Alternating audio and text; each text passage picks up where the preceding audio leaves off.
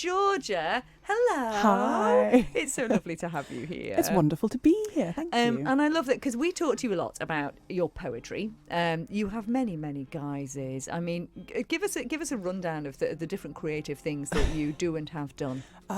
Obviously the poetry, random story writing, bits of drawing, rubbish at painting, rubbish at dancing. Doesn't stop me from doing it on stage though, because I went into the burlesque to do hosting, emceeing in the background, but it turned out that the comic side of it was huge as well. So while everybody else is being incredibly glamorous and gorgeous and creatively beautiful, there's me throwing myself about like some sort of giant sack of potatoes.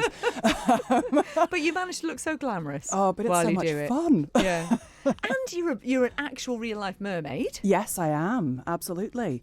She has a mermaid tail and everything. I do. A tail, a monofin, a top, the whole shebang. My word. It's marvellous. And you are a musician. Well, you're involved in a musical project. So you have been putting your poetry into this musical project, which is called Empire of. Before we come and talk to your partner in this whole thing, just explain what it is. What is Empire of? Empire of honestly started as I had lost my voice because I had COVID, and as my voice came back, all I had was incredibly low or incredibly high in my cheekbones, like Cerys from Catatonia. I was going to say, I love how you've got a bit of Welsh there. That was it. That was the only voices that I had. I had no mid-range at all. And I found it incredibly funny and sang one of my poems into my phone and played it for Cosmic, who went, can you send that to me? And what a voice it is. I mean, when you sang, you must have been thinking, oh, hello. I love singing when I've got a cold. It's a terrible thing because you're not supposed to do it. It's very, very bad for your throat. However, the tones that come out are always marvellously good fun.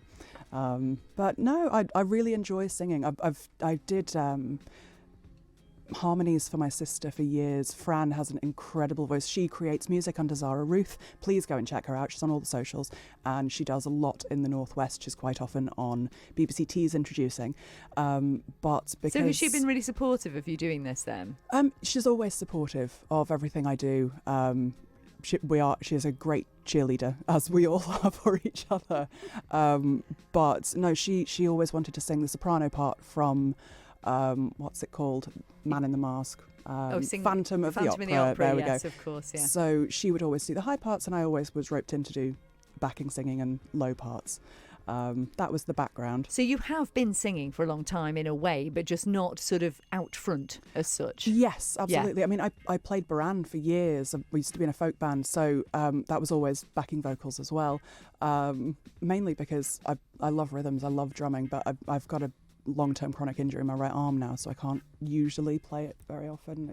But it makes sense, doesn't it, when you say you love rhythm, you love sort of that idea of, I suppose, putting words into rhythm as well. With poetry, it all sort of fits, and so it makes sense that the next step is then to take your words and use your voice in this way to make music with it. Absolutely. And I mean, all my characters for my poems and everything else, they're all just different voices, and singing is literally just taking one of those voices and bending it.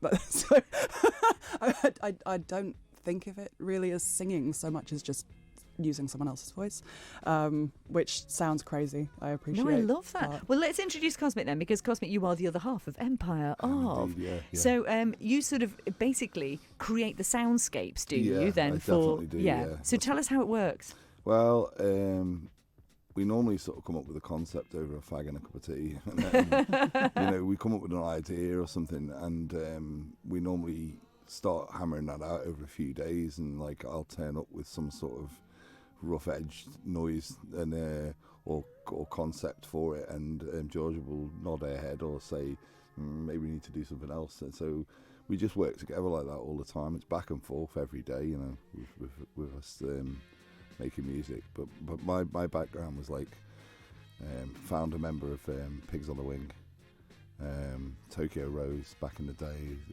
rock band, very busy rock band. And I've been doing music all my life. I basically say that music is a byproduct of my existence. It's like going for a poo, or it comes out. It comes out. There's nothing I can do about it. So to have a talent like Georgia, be able to articulate it into a vocal Yeah. style thing is just phenomenal. And when the two of us get together, I think that we're putting something very, very special together. It's great fun, and it's really bonding for us. You know, we're like, she doesn't fully understand my end, and I don't fully understand her end, but we do sort of meet halfway, and It just sort of works yeah, somehow. yeah.